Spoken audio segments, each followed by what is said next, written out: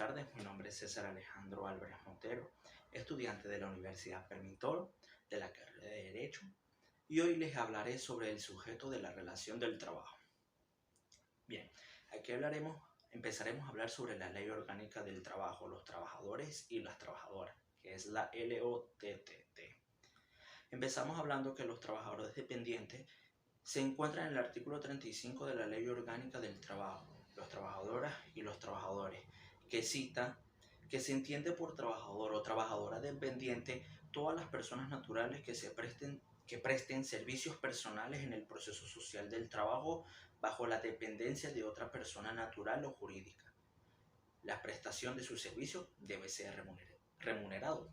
Un ejemplo sería un trabajador o una trabajadora dependiente que podría ser empleado de una empresa que trabaja bajo las direcciones o supervisiones de un jefe y gerente que recibe un salario por su trabajo.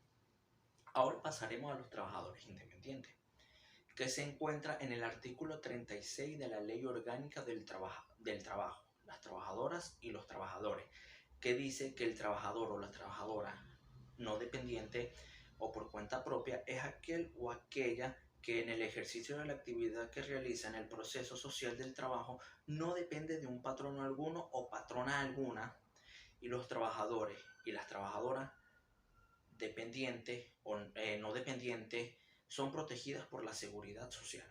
Un ejemplo del trabajador o trabajadora no dependiente podría ser un profesional que trabaja por cuenta propia, como puede ser un abogado, un médico o un consultor, y uno está bajo la dirección o supervisión de un jefe o un gerente. La Ley Orgánica del Trabajo, los trabajadores y las trabajadoras básicamente establece los derechos y deberes de los trabajadores y empleadores en Venezuela, que tienen como objetivo principal proteger los derechos de los trabajadores y trabajadoras y garantizar que se cumplan las normas laborales en el país, entre otras cosas.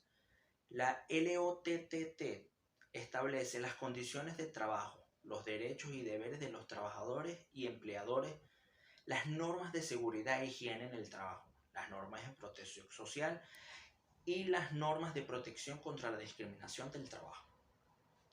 Ahora empezaremos a hablar sobre los derechos del trabajo, en el cual se encuentra el contrato del trabajo, que en el artículo 55 de la Ley Orgánica del Trabajo, las trabajadoras y los trabajadores, establece que el contrato de trabajo es aquel mediante el cual se establecen las condiciones en las personas que prestan sus servicios en el proceso social del trabajo bajo dependencia, a cambio de un salario justo, equitativo y conforme a las disposiciones de la Constitución de la República Bolivariana de Venezuela y la ley.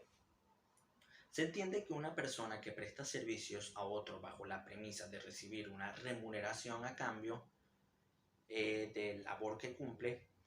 Hay diferentes doctrinas laborales que critican esta definición diciendo que en ella predomina el carácter patrimonialista, que es la que le da más importancia al aspecto económico, que es el salario, cosa que no debería ser, porque en una relación que existen hay otros aspectos tan o más importantes que el económico, como los deberes de preservación, que es la que evita que el trabajador resulte herido físicamente o psicológicamente como resultado de su labor.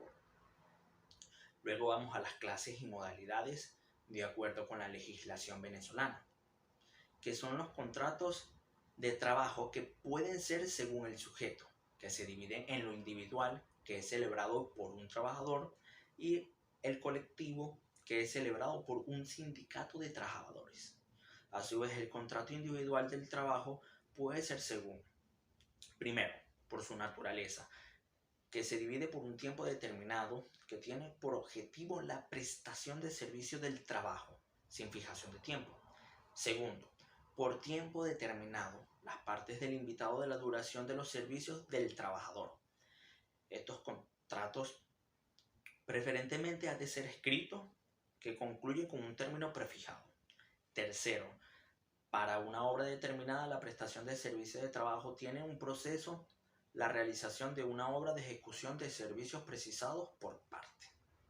Ahora iremos para las características del contrato del trabajo, que primeramente se encuentra el consensual, que se perfecciona mediante el consentimiento legítimamente manifestado de las partes. ¿Qué quiere decir esto? Que pueden haber vicios en el consentimiento. El segundo es el bilateral, que genera obligaciones interdependientes entre ambas partes, que una de las que presta el servicio y la otra es la que remunera. La primera, salvo ciertas excepciones como las vacaciones o el principio en que los trabajadores no trabajan, reciben su pago. La tercera es el oneroso, que cada una de las partes realiza un sacrificio para obtener una ventaja de la contraparte. La cuarta, que es el conmutativo, que es que cada parte conoce de antemano cuál es la prestación que espera de la otra parte. La quinta es la ejecución continuada o duradera. Es la que permanece en el tiempo y no se agota en la prestación inicial. Y por último está el intuito personae, en el que se refiere a que el trabajador, puesto que el patrono lo contrata por sus características personales especiales, si el trabajador manda a su hija, a su mamá o a su hermana, o en general a cualquier persona distinta a él, el patrono no estará inconforme para la prestación que él espera en principio, que solo puede proporcionar la persona a quien contrate. Ahora pasaremos a los elementos tipificantes comunes del contrato del trabajador, que primeramente es el consentimiento, que se presupone la existencia de la manifestación de voluntad de las partes. Por lo tanto, los vicios del consentimiento son los mismos del derecho civil. Segundo, tenemos el objeto, que debe ser lícito, posible determinado o determinable. Si el objeto no está determinado en el momento del nacimiento del contrato, debe ser determinable para la ejecución del mismo. Tercero, esta es la causa, que debe ser lícita, que es la obligación sin causa fundada en una causa falsa y lícita, que no tiene ningún efecto. La presunción legal del contrato del trabajo: se presume que los contratos laborables celebrados por las partes gozan del total de la legalidad, siempre y cuando no posea vicios en la forma prevista de la Ley Orgánica de los Trabajadores y las Trabajadoras, que se da cuando los antecedentes y circunstancias que dan motivos a la presunción son establecidos por la ley y admite prueba en contrario.